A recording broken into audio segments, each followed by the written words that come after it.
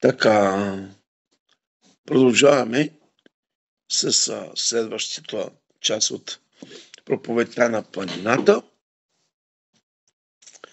Миналия път, ако си спомняте, говорихме върху 11 и 12 стих. Дай ни днес ежедневният хляб и прости ни дълговете, както и ние простихме на нашите длъжници. Така че, даже 10 и 11 по-точно, да дойде Твоето царство, да бъде Твоята воля, както на небето, така и на земята. И дай ни днес ежедневният ни хляб и прости ни дълговете, както и ние простихме на нашите длъжници. И ако си спомняте, тези, които са били, аз тогава споделих нещо, защо трябва да се молим да дойде Неговото царство. Спомняте ли си, тогава казахме много силни думи. Не само определението за Неговото царство, което Павел пише в Римляни, че Неговото царство не е ядене и пиене, а правда, мир и радост в Святия Дух. Но чуйте, тогава казахме, че както Йоан вижда в Откровението на Йоан е записано, казва, вече няма да има смърт. Няма да има вече болка, няма да има жалеене, няма да има сълзи. Затова казва, видях ето ново небе, нова земя и църквата Христова, която царува с Христос. Тоест, за да дойде Неговото царство на земята, Христос казва, когато църквата е будна и да се моли за това нещо, означава, че тя е в съгласие да спре смъртта на земята. Тя е в съгласие да спре всяка болка на земята. Църквата, когато се моли да дойде Твоето царство на земята и Твоята воля, църквата е в съгласие да спрат сълзите на земята. Това иска да каже Исус. Всъщност, който казва, молете се да дойде царството, той казва, имате ангажимент, църква моя. Смъртта все още царува в човешките сърца, в човешките тела. И докато не се установи принципа на моето царство на земята, което е вечно, за което Йоан имаше достъп да види, че смъртта е победена там, че няма сълзи, че всичко е заключено. Това е Неговото царство. Ето за това ние днес усещаме болката, усещаме радостта, усещаме обаче и трагедиите, които са около нас. Всичко това ние го преживяваме. Там няма да има такова нещо. И ако си спомняте, тогава споделихме, че точно в Откровението на Йоан Йоан казва, ще избърше всяка сълза. От тук аз изхождам и казвам, няма да има плач. В онова вечно царство няма да има плач. Няма да има скръб, няма да има, да не почнем пак от начало, да има завист, няма да има кражби. Защо казвам няма да има кражби? Защото точно това говори Йоан в 20 глава, 21-22 казва, вън от царството му са крадците. Там няма да има прелюбодейство, защото вън са прелюбодейците. Няма да има такава категория хора. И както виждате, това нещо е много важно. Църквата днес да се моли да дойде Неговото царство. Да, на друго място казва, и ако вече царството е дошло, то е върху вас. На друго място казва, то вече е дошло. То е дошло, чуйте добре разликата. Исус казва, да, то е дошло, защото царят се е родил на земята. Това иска да каже. Царят слезе и се е родил за нас. Като казва, то е дошло, има изпредвид раждането на Исус. Има ли царство без цар? Няма. Така че царят слезе и затова казва, царството вече дойде помежду вас. Искаше да каже, аз вече съм роден, познайте ме, аз съм царя. Първото нещо. Второто нещо искаше да каже, царството е във вътрешният ви човек, вътре, в християнина, но не е като цяло в целия свят. Не е установено още. Затова апостол Петър казва нещо много силно в едно от своите послания. Казва, докле положи всички под нозете му враговете. Ето за това казвам. Днеска много хора казват, да, Христос всичко е покорил. Има все още неща, които не са покорени обаче. Все още. И това ще дойде, чуйте, това ще дойде, ще се покори всичко под нозете на Исус, когато дойде Неговото царство, Неговата правда на земята. Когато наистина установи правдата си и царството си, когато слезнем цялата църква Христова, на Елеонският хълм, заедно барабар с Него, и ние ще бъдем свидетели как Той наранява лично Антихрист и установява своето царство. Тогава ще бъде всичко под нозете на Исус. Сега все още не. Има неща още, които не са. Да, аз съм убеден, че не. Но ще дойде и това време. Следващото, което казахме, 11 стих, разделихме го, ако си спомняте, самият Исус, Отче наш, молитвата в проповедта на планината е разделена на две части. Първите няколко стиха от молитвата Отче наш, от 9 стих, той иска да акцентува и фокусът ни като християни да бъдат в неща, в духовните, в небесните. Той иска първо това да търсим. Той иска първо към това да погледнем, към духовните неща. Примерно, вижте, Отче наш, който си на небесата, погледът ни трябва да бъде нагоре към небето, небесата. Казва, да се свети Твоето име. Какво означава? Неговото слово е наш светилник, осветлява пътеката ни.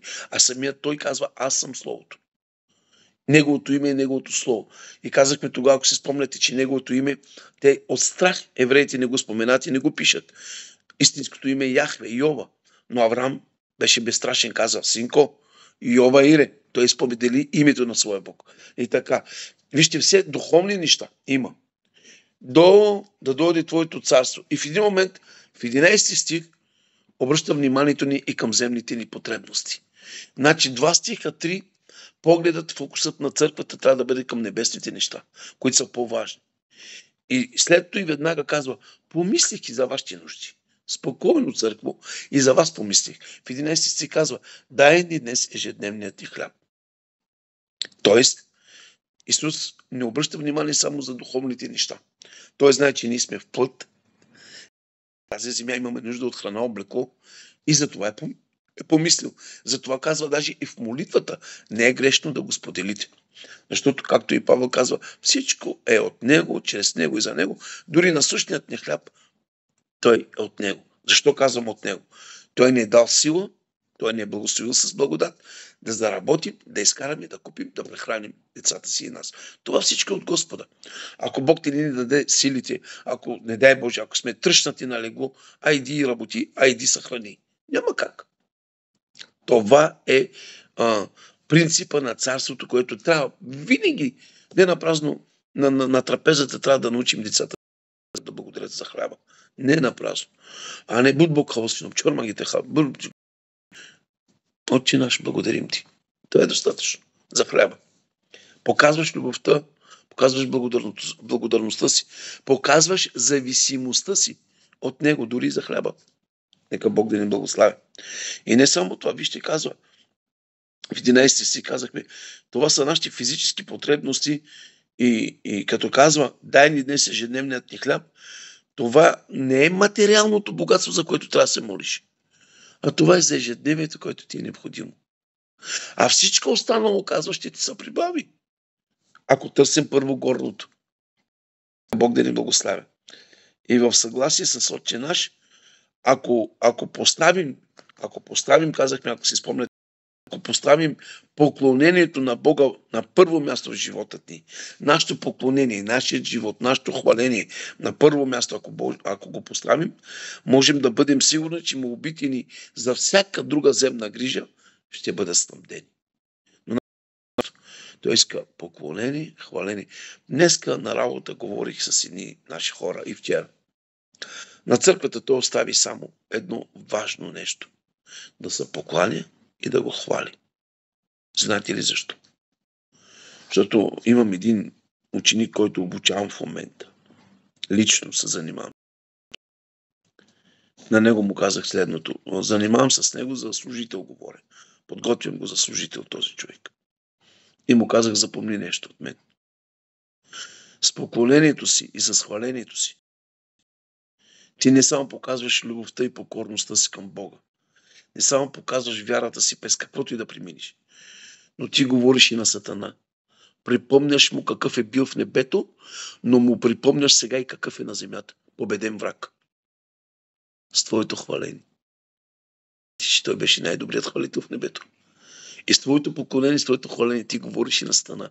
Спомни си, дяволе, какво правиш в небето, сега не го правиш повече. Сега на земята ние го правим, църквата го прави. Слава на Бог за това. Така че ако поставим на първо място нашето поклонение, нашето хваление, всички останали нужди, той е верен и праведен. Да ги даде, да ги снабди. Нека Господ поставя в тази посока. Амин. Исус казва, първо търсете Неговото царство и Неговата правда. И така.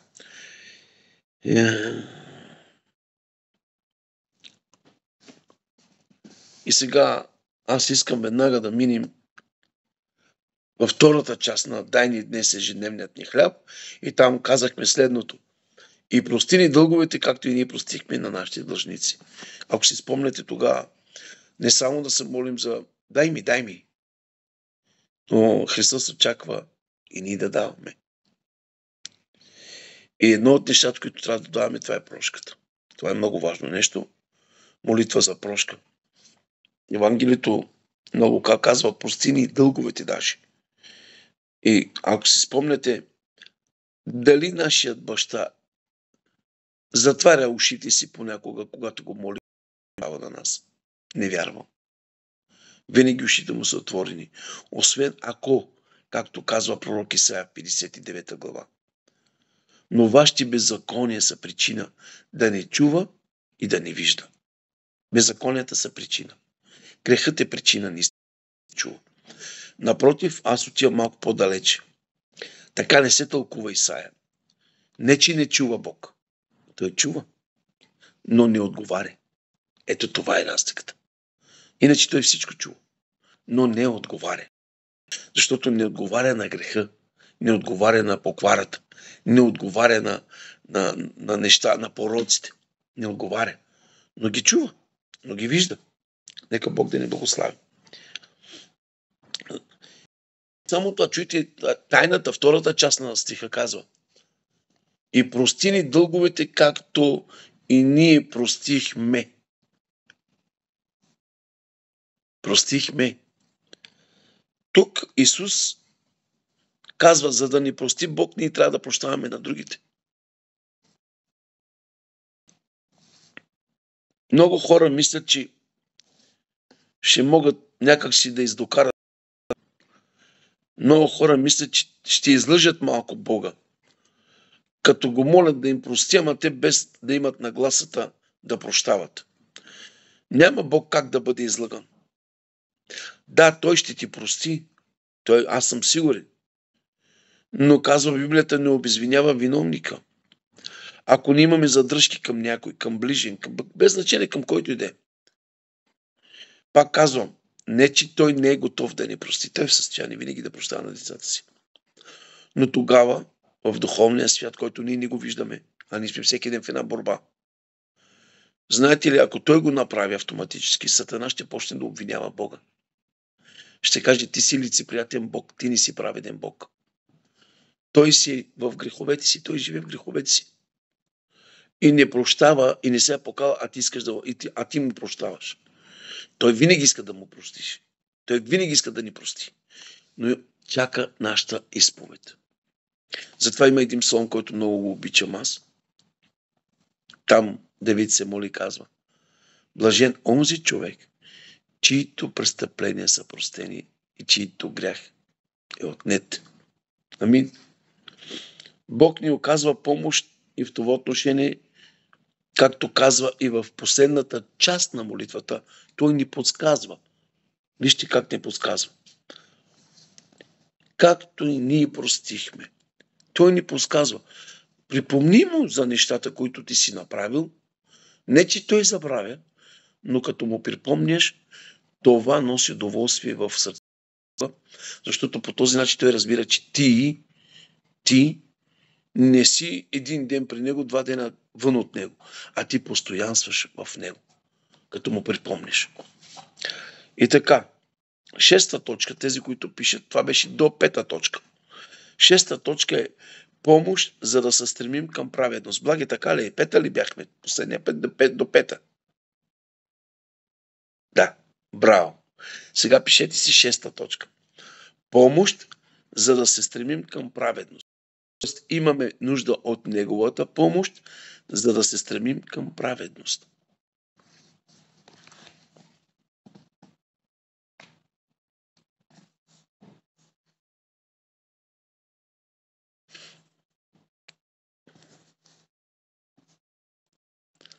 И това е в 13 стих. Запишете си го в 13 стих. Искам да ви го прочита веднага. Чуйте за каква помощ имаме нужда да се молим от Него да ни помогне. Чуйте, казва, ни въвежда в изкушение, но ни избави от лукавия. 13 стих е точно това. Това е нашата помощ, която ние да ни помогне, да ни въвежда в изкушение, но да ни избави от лукавия. Знаете ли, изкушение да мини човек, запомнете го това нещо. През каквито и изкушения да минем, през каквито и трудности, Бог никого не е оставил безпомощен. Бог никого не е оставил безпомощен. Без значение през каквото и да премине човек. Той не оставя човека без помощ. Винаги е готов да му подаде ръка. Винаги праща някой. Винаги праща най-вече. Казва, изпращам Словото си. Ето ти помощта. Изпращам Словото си. И то ви отървава от ямите, в които лежите. Изпращам Словото си. Изцерява. Изпращам Словото си и той ви освещава.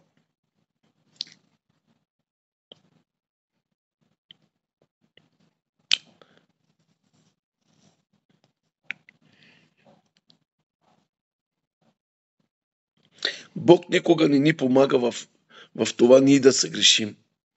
Бог никога не ни помага ние да съгрешаваме. Защо го казвам? Чуйте, не сте ме разбрали със сигурност. Бог не ни помага, когато съгрешаваме. Или по-точно, Бог не ни помага, за да съгрешим. Може ли Бог да ти помогне, за да съгрешиш? Не. Ето за това казва обаче. Защо го казвам тази мисъл, защо я казвам? Защото Яков казва нещо много силно. Казва, никой да не казва, че Бог го изкушава, защото Бог не се изкушава от зло. Бог не се изкушава. Ние не трябва да се оправдаваме с това. Ей, Господи, ако не беше допуснал, чуйте, това е оправданието, чуйте, това е много важно, ще схванете мисълта ми сега. Ей, Господи, ако не беше допуснал сега ти това нещо, аз нямаше да се греша. Аз нямаше да се откажа. Разбирате ли това, което до сега говорих? Бог на никой не помага, когато се грешава. В неговото съгрешаване. Ама ние се оправдаваме. Ако отдълна керласки дял ме накаджа аз такоте. Не. Той не се изкушава от нищо. Нека да не си мием ръцете с Бога. А да си носим отговорността, когато се грешаваме ние самите. Бог допуска да бъдем изкушавани, но Той никога не е бил изкушаван от никой и не може да бъде. Но Той може и да ни избави от изкушенията. Как Бог избавя от изкушения? Как Бог избавя от изкушения? Това се казва на холандски Штрайбен. Пиши. Как Бог ни помага.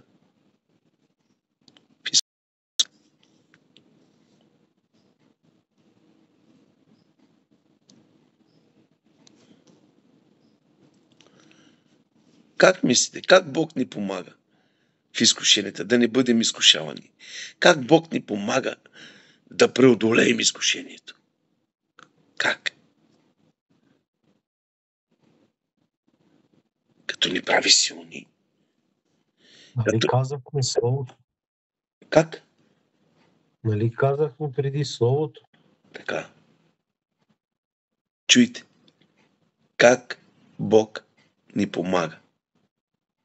Чухте ли такава поговорка? Има една такава, която аз много не използвам, не е библейска, но чуйте, казва така.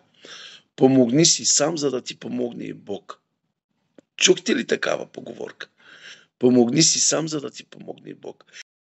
Защо? Аз не употребявам тази дума. Но има една извадка от нея, която искам да взема. Да си помогнем сами. Как Бог ни помага в изкушенията? Ето отговора как. 1 Петрово, 5 глава, 8 стих. Как Бог ни помага в изкушенията? 1 Петрово, 5 глава, 8 стих. Като го молим да ни избави от изкушенията, не чакайте Христос да слезе с големия меч и да каже на Сатана: спри да го изкушаваш повече. Върши, марш, да те няма дяволе, марш. Той няма да го направи. Но чуйте съвета на Бог. Чуйте съвета на Исус към нас. Чрез Петър. Какво казва? Чуйте. Как може Бог да ни помогне в изкушенията, Гинче? Казва следното: бъдете трезвени и будни. Опа! Как Бог ни помага? Как Бог ни помага в изкушенията?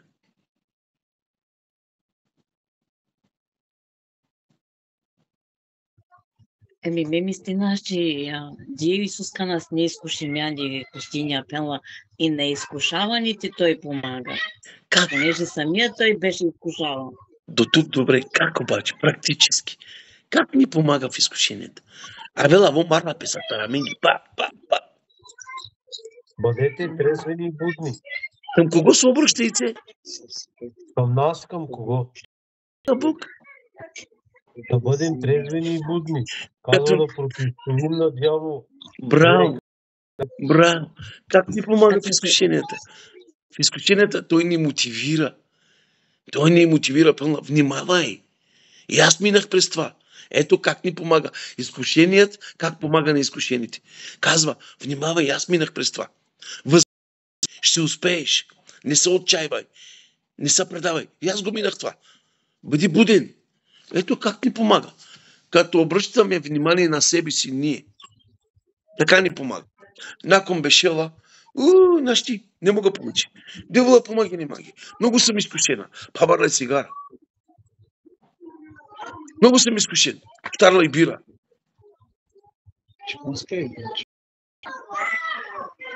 Тогава, видите ли към кого е обърнато? Намали си микрофона, Златки.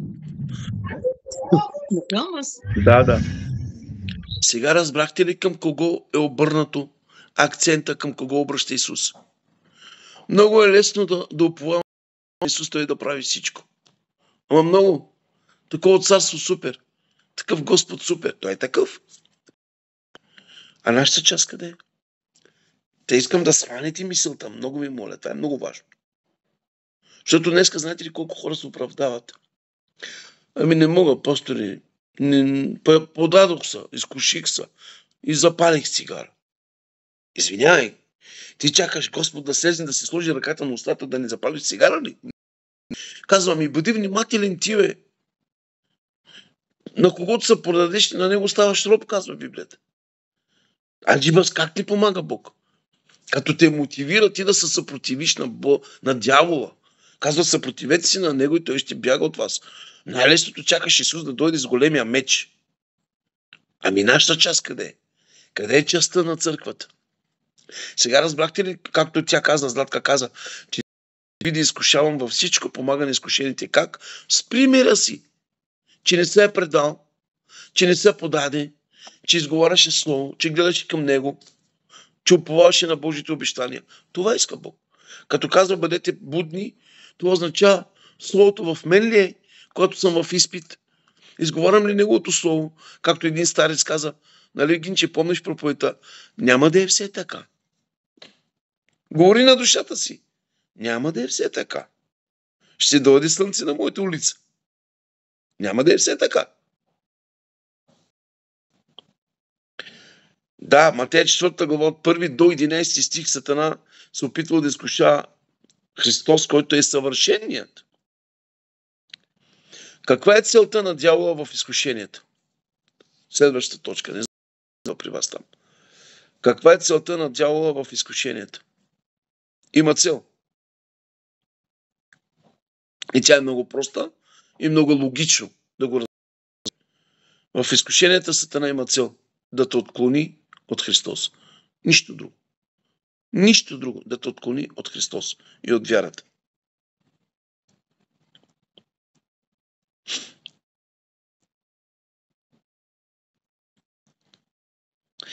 Например, чуйте сега, какво значи Сатана се опитва да ни изкушава нас или самите ние се изкушаваме. Казва, сам човек изкушава себе си.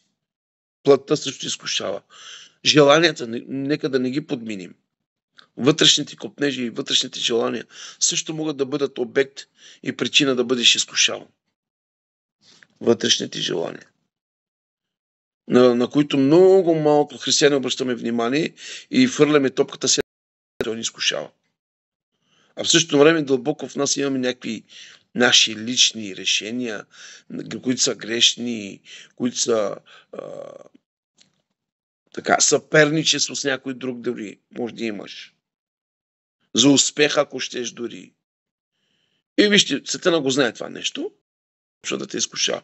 Но целта на дявола е да те отклони от правия път, от правата вяра, от твоето ходене с Бога. И чуйте, ако Бог е казал, че самият той е бил изкушаван, Христос имам предвид. Затова е важно много редовно и всеки ден, почти да не казвам всеки ден, да се молим на Бога за помощ. Избави ми от тези изкушения. Направи ми повече от победител. Когато се молим и се научим да се молим с Неговото Слово, с Неговото, Библията казва, че Той винаги е готов да ни избави, като ни помага, чуйте, да противостоим срещу хитростите на дявола. Той винаги е готов да ни помогне със своето Слово, да противостоим срещу хитростите на дявола.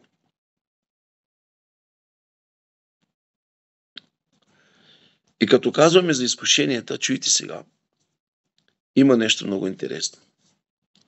Искам да го кажа. Това също е много важно. И не ни въвежда в изкушение. Един вид седно, че Бог ни въвежда там. Да, 4 глава на Матей така започва. Христос беше отведен от кого? От Святия Дух в пустинята. И от тук разбираме ли, допуска тези неща да дойдат до нас. Ако Бог е казал на Святия Дух да отведе Исус там, колко повече и на нас Бог ще допусне такива ситуации в нашия живот, за да бъдем изпитани и нашата вяра да бъде изпитана. Но чуйте, какво означава не ни въвежда в изкушение, но ни избави от тази ситуация. Искам веднага да идем в Матея 26, 41 стих.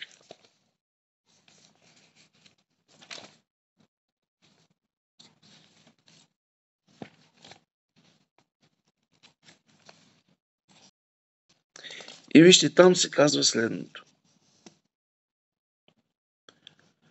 Бдете и молете се, за да не паднете в изкушение. И веднага пояснява. Духът е бодър, а тялото немощно.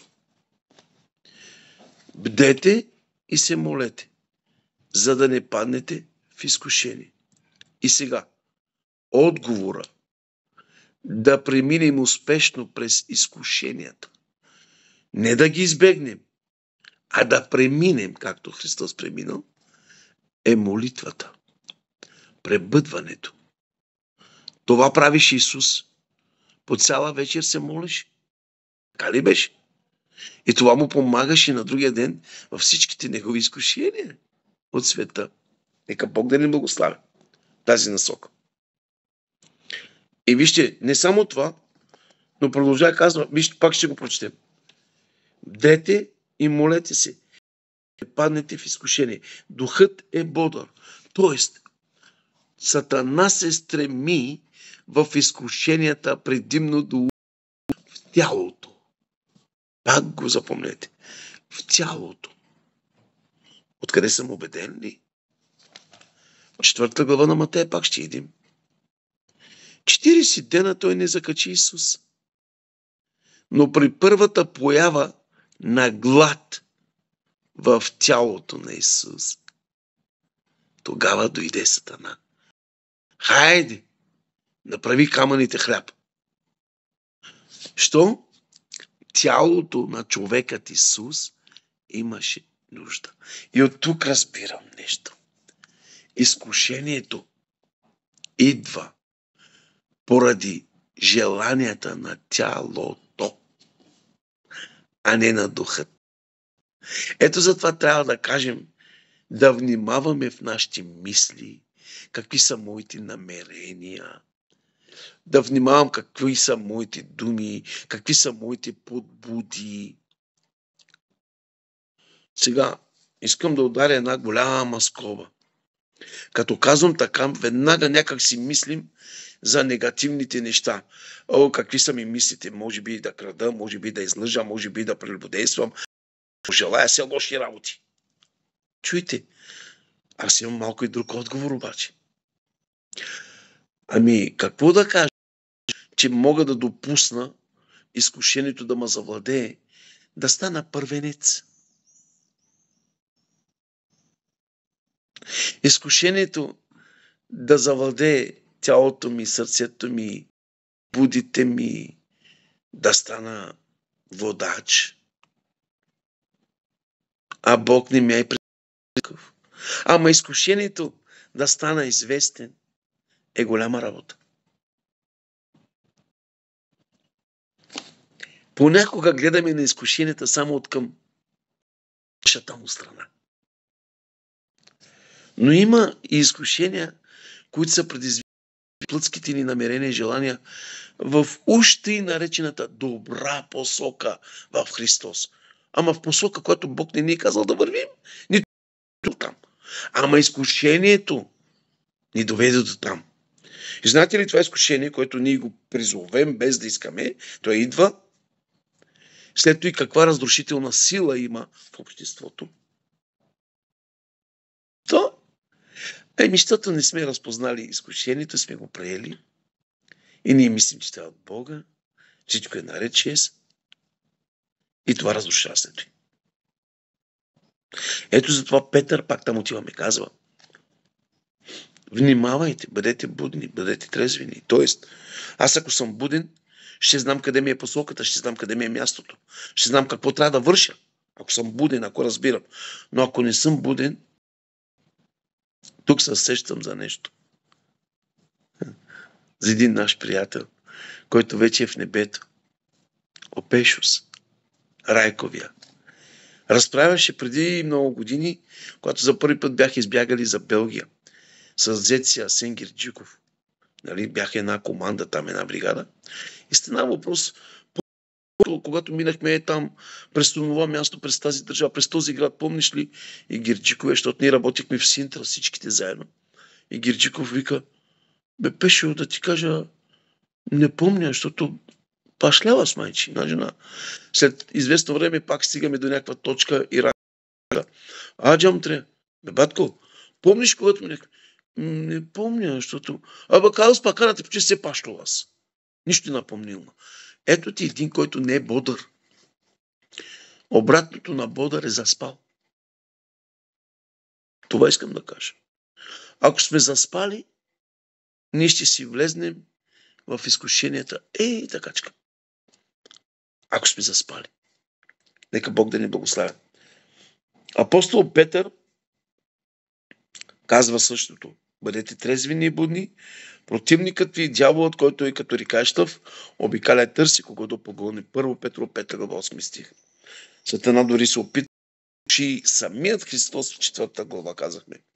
Но ако ние искаме да служим истински на Бога, целта на Сатана ще бъде да те отклони от Него с изкушения, които ще ти даде. Тук, коя точка го пишете, видовете изкушения.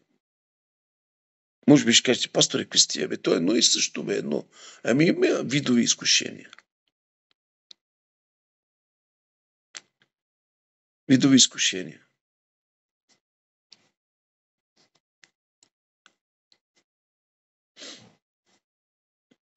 Искам да попитам обаче, като казвам видови изкушения, съгласни ли сте с този въпрос? Плува ли ви в ума нещо, като казвам видови изкушения? Има ли въобще такива, пасторе? Сещате ли си за нещо? Добре, ще ви помогна. Много е елементарно. На вид изглежда духовно и много дълбоко, ама не е така. Много е елементарно. Има два вида изкушения. Първият вид – духовното изкушение. И вторият вид е земно изкушение. Защо съм сигурен? И защо го казвам, че е така? И пак в 4 глава на Матей. И тук вече ще ме разберете защо. Има видови изкушения. Първото изкушение, което той допусна,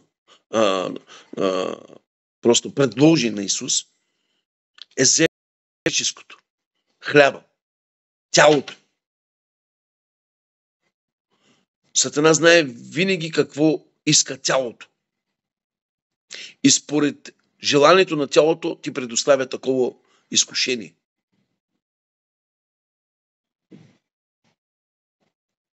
Разбрахте ли? Това е единия вид. Земен вид. Това се проявява в тялото, в нуждите, потребностите. А втория вид е духовният вид. Защо в духовния свят има духовни изкушения? Когато той видя, че Исус не се подаде на земното изкушение, тогава той промени тактиката. Качи малко летвата по-нависоко в духовния свят. Как? Като му каза, ако си Божия син. Това вече е в духовния свят. Той видя, че в земната област той не можа да го удари. Исус преодоля изкушението. Тогава, вижте, той отиде по-далеч в духовния свят. Какво значи в духовния свят? Когато в тялото ти издържи на напрежението, на изкушението, ще дойде и в умът ти, в духовният ти свят, в духовният ти живот, може би ще каже, некадърник си, не ставаш нищо, за нищо не става от тебе. От тебе не излиза нищо, бе. Не можеш да станеш проповедник, не можеш да станеш хвалител, не можеш да правиш църква, не можеш първо, не можеш второ, за да търчи да се отдръпнеш. Или пък обратната посока. Ти не си призван за това, обаче, понеже някой друг го прави, ето ти вид духовно изкушение също. Ще стана, бе. Аз ще положа всичко възможно, ще направя да стана пастор, бе. Ще поема църквата, бе. Ще водя това. Ще стане, бе. Духовният свят също го има. Два вида изкушения. Духовни и земни. Първото, той не успя да удари Исус в земното изкушение с хляба и се опита да го удари в духовния свят с това какъв е той Христос.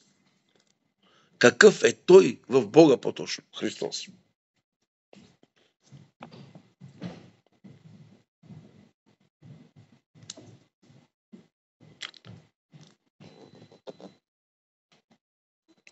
Ето за това 7 точка, запишете си.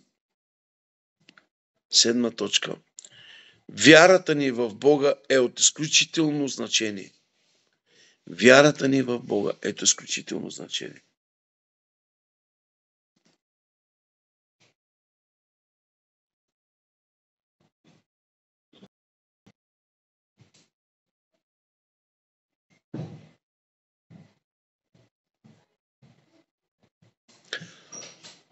Ето за това казвам, вярата ни в Бога е от голямо значение. Защо? Защото, чуйте, Исус се довери на Божието Слово и на самият Бог до последно, докато го остави на мира дявола. Той не излезе от рамката на Словото Божие. Той не излезе от присъствието на Словото в себе си. Той уповаваше на Бог, но уповаваше и на обещанията му. Ето за това вярата ни в Христос и в Неговото Слово, в Неговите обещания са от голямо значение. Когато дойде такъв момент на изкушения, когато дойде такъв момент на изпитания, вярата ни трябва да скочи на преден план. Ние трябва да воюваме чрез нашата вяра върху Неговите обещания и в Неговото Слово. Както Исус каза, писано е.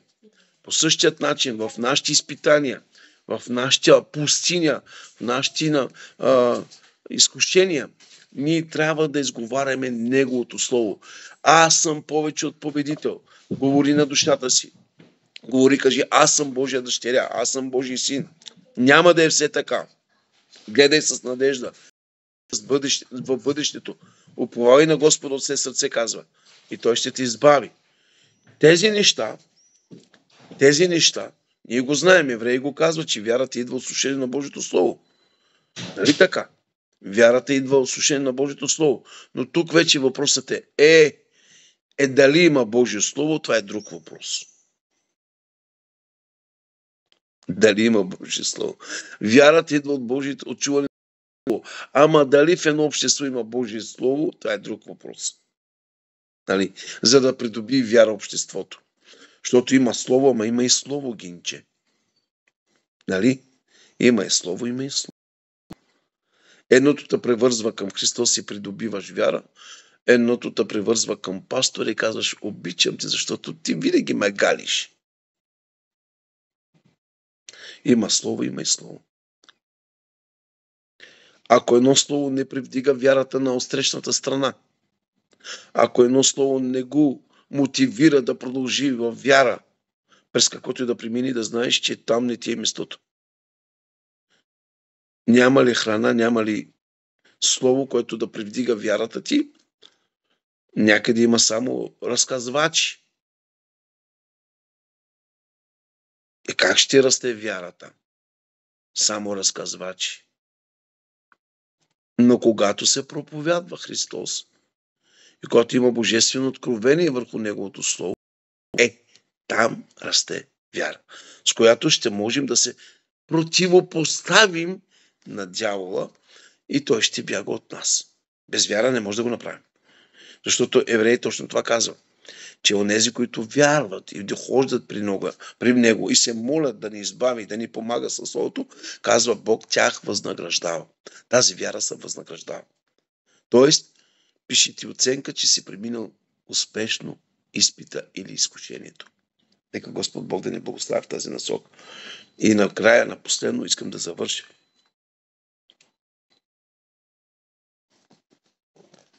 Лука 28 стих. Говорим за изкушенията все още. Като казва, избави ни от лукавия. Не ни въвежда в изкушение. Първото нещо казахме, обръща внимание на самите нас. Ние да бъдем будни. Не да го молим да спаси, да ни избави и да ни допуска такива ситуации. Той казва, ще има такава ситуация, благе, ти трябва да си будна. Ти трябва да си вярваща. Ти трябва да внимаваш. Ти трябва да се спъваш. Ти трябва да се поканеш. Ти трябва да ме хвалиш. Ти трябва да се съпротивиш чрез мен. Аз го направих вече. Сега е твой ред. И вижте, когато го правим ние, помним на дявола, че той е бита карта. Но вижте, казва следното. Когато ние го правим всеки ден обаче, Христос се радва за едно нещо. 22 глава, 28 стих. Лука. Завърши.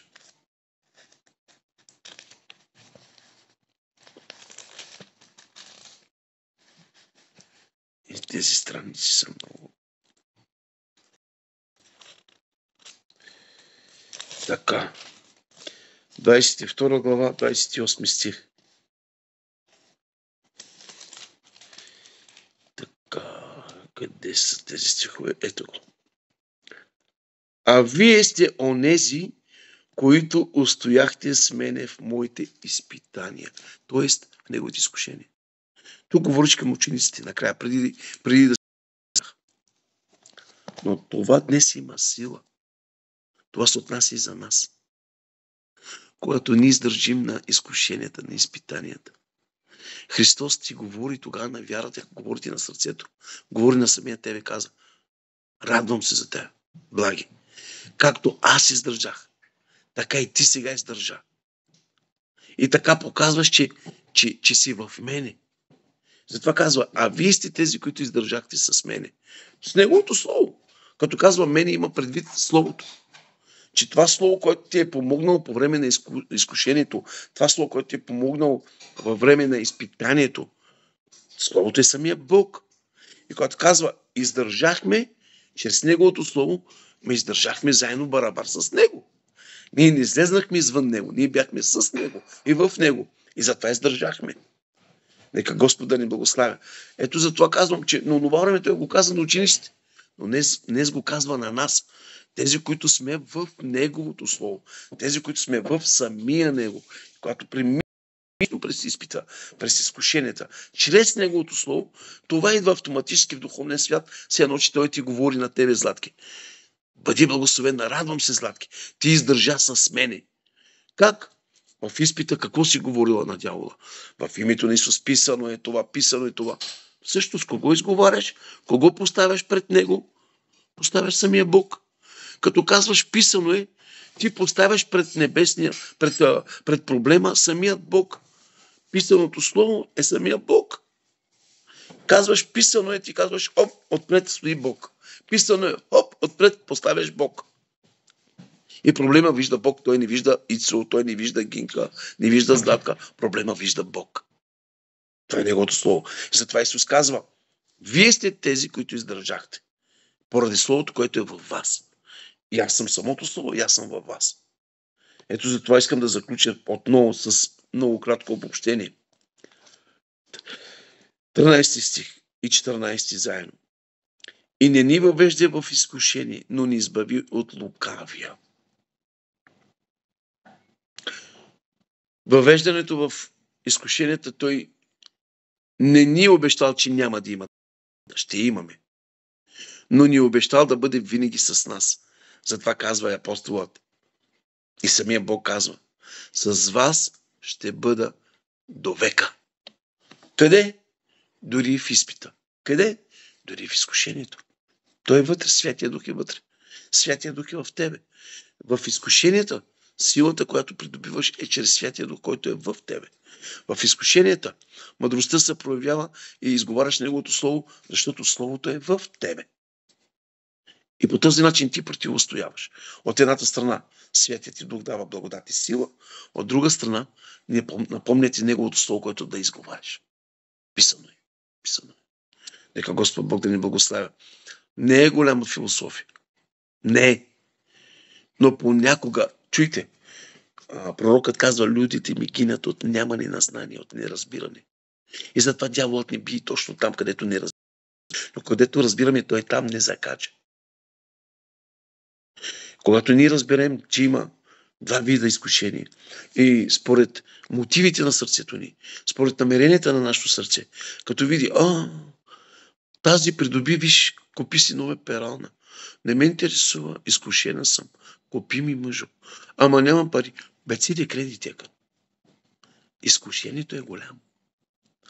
Има земно изкушение, но има и духовно. Мога фалшиво да пея, ама да съм там, Гледат ма хората на ютубъта. Там на ютубъта ще станем известни. Ама коте ти ги гледа? Изкушението е духовно. Иска ми се. Разбирате ли? Затова съм абсолютно убеден. Никъде не го пише това в Библията. Няма да го намерите. Пише го само с една дума. Изкушение. Но ние трябва да прозрем, че има видове изкушения. И дойде точно това. Искаше да удари първо тялото на Христос, чрез това, че е огладнял, изкушаваше Христос в тялото, с потребностите и след това и в духовния свят. Така че аз се моля в името на Исус, това слово да остане във вас, да благоуспява, да даде плод, защото батерията ми пада, станах черен и ще ме изгубите всеки момент. Така че бързам към това. В името на Исус, Отче, аз ти благодаря за тази вечер. Помазанието и силата на Святия ти Дух нека достане върху всеки един и това слово нека на определеното време от тебе да даде 100-кратен плод във всяко сърце. В името на Христос, Отче. Амин. Бъдете благословени. Искам да заключа записа, затова ще бързам да ви захваля, иначе ще изгубя запис. Имам точно 2%. Ще се чуем, утре ще ви пиша в групата. Бъдете благословени.